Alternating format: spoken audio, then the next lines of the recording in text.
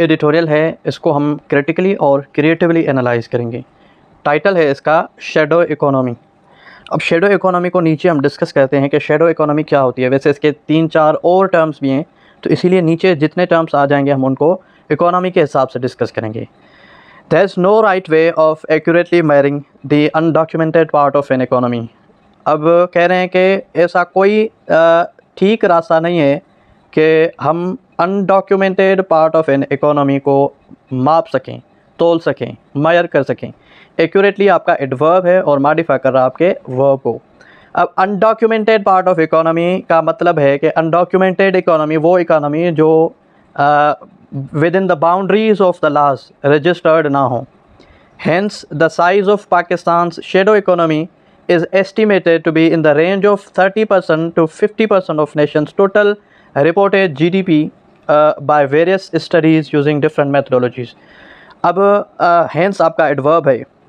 आप सोच रहे होंगे कि टॉपिक सेंटेंस कौन सा है इनमें से।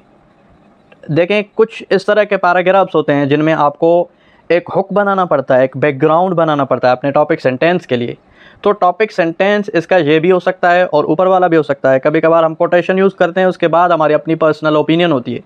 कभी कभार हम रेफरेंस ऐड करते हैं, जैसे हम कहते हैं कि dash dash number of people were infected in the Covid in China, फिर उसके बाद हम अपना एनालाइज देते हैं। तो इस तरह के पैराग्राफ्स में दो आपके टॉपिक सेंटेंसेस हो सकते हैं। एक आपका वो जो आपने रिसर्च ली, बैकग्राउंड लिया, अटेंशन ग्रेबर लिया, हिस्ट्री ली, कोटेशन लिया, उसके बाद वो कि आपका मूव क्या है उसके बारे में। अब हेंस आपका एडवर्ब है और लिख रहे हैं कि पाकिस्तान की जो शेडो इकानमी है वो एस्टिमेट की जाती है कि 30 to 50% और टोटल नेशंस जीडीपी के मुकाबले में अगर किसी भी हम टूल्स वगैरह से इसकी मेजरमेंट करें तो जीडीपी ग्रास डोमेस्टिक प्रोडक्ट कहा जाता है।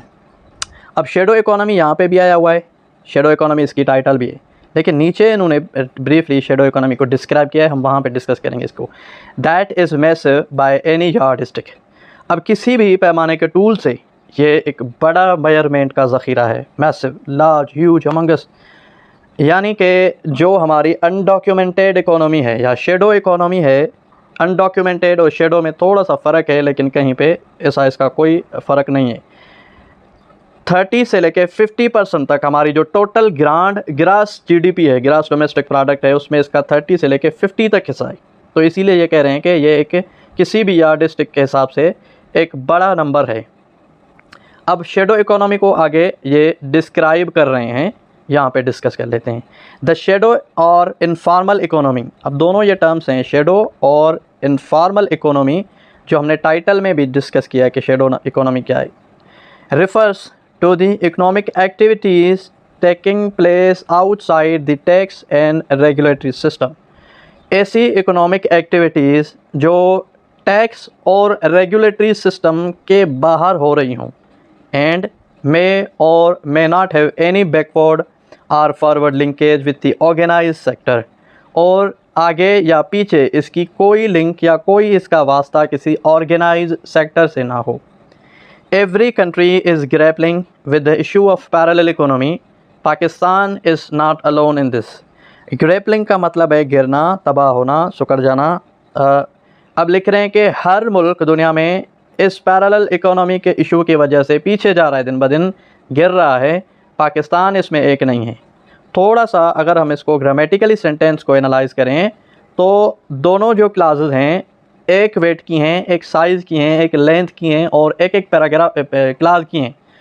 तो दोनों जो क्लासेस हैं वो इंडिपेंडेंट हैं और सेमीकोलन ने इन दोनों क्लासेस को कनेक्ट किया हुआ है। तो ये सेंटेंस, इस तरह की जो स्ट्रक्चर होगी वो आपकी कंपाउंड सेंटेंस कहलाएगी। ठीक है, अब शेडो इकोनॉमी आप समझ गए और पैरेलल इकोनॉमी को हम अब डिस्कस कर लेते हैं। पैरेलल क्या है? पैरेलल इकोनॉमी वो इकोनॉमी होती है जिसको आप ब्लैक मनी भी कहते हैं, या ब्लैक मनी एक पैरेलल इकोनॉमी से जनरेटेड मनी होता है।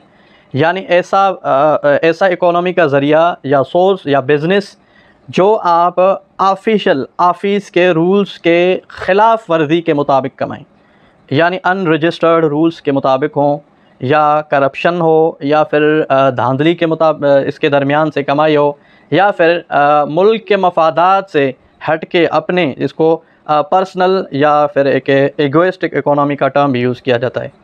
इसको पैरेलल इकोनॉमी कहा जाता है। शेडो इकोनॉमी, अनडॉक्यूमेंटेड इकोनॉमी और इनफॉर्मल इकोनॉमी और पैरेलल इकोनॉमी, ये इन टर्म्स में थोड़ा थोड़ा डिफरेंस है। अगर आप इन पे अच्छे से बैठ के रिसर्च करेंगे तो आपको तंग नहीं करेंगे आगे से। The problem for Pakistan is that the size of the unreported economy has grown so big that it is now bearing down on formal sector, penalizing taxpayers, undermining the tax collection, intensifying market distortions and creating an uneven field for organized business। अब यहाँ से देखें कि पाकिस्तान में इस shadow economy या informal economy का कितना पाकिस्तान पे असर पड़ा है। पाकिस्तान के लिए अब कह रहे हैं कि ये एक बड़ा मसला है, क्योंकि जो अनरिपोर्टेड इकोनॉमी है उसकी साइज़ इतनी बढ़ चुकी है कि इसने बियरिंग डाउन, गिराना शुरू कर दिया है फॉर्मल सेक्टर्स को, पेनलाइजिंग टैक्स पेयर्स, यानी अब लोग जो इस इकोनॉमी को हासिल कर रहे हैं वो टैक्स पे नहीं कर रहे हैं, अंडरमाइनिंग द टैक्स कलेक्शन, तो टैक्स भी हमारा ज़ाहिर कलेक्ट कम हो रहा है, इंटेंसीफाइंग मार्केट डिस्टॉर्शंस, मार्केट को शदीद रुझान में रख देती है, खसारे में रख देती है, and creating an uneven field for organised business. तो जो ऑर्गेनाइज्ड बिजनेस है उसके लिए लोगों को इसके बारे में एक बुरा इम्पेक्ट जाता है।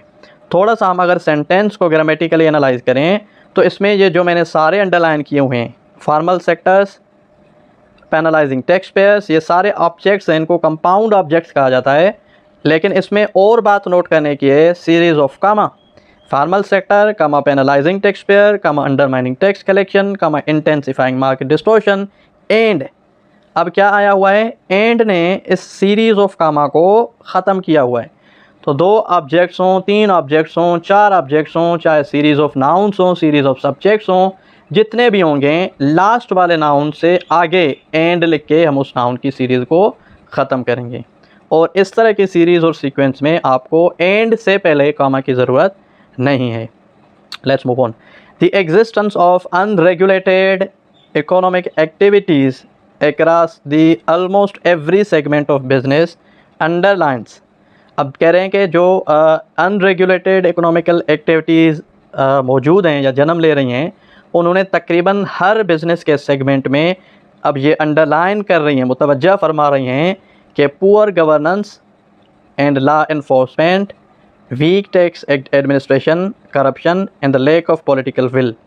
अब जो अनरेगुलेटेड इकोनॉमिकल एक्टिविटीज़ हैं हर सेक्टर में, हर सेगमेंट ऑफ बिज़नेस में, ये फरमा रही हैं, डिनोट करवा रही हैं कि हमारे पास एक तो पुअर गवर्नेंस है, लॉ इन्फोर्समेंट कम है, वीक टैक्स एडमिनिस्ट्रेशन है, यानी हमारे पास टैक्स कलेक्शन के लिए जो एडमिनिस्ट्रेशन है वो इतनी मजबूत नहीं है, करप्शन है हमारे पास, और लैक ऑफ पॉलिटिकल विल, एक सियासी ख्वाहिश नहीं है कि हम इस तरह के इन चीज़ों के अगेंस्ट में एक्शंस लें।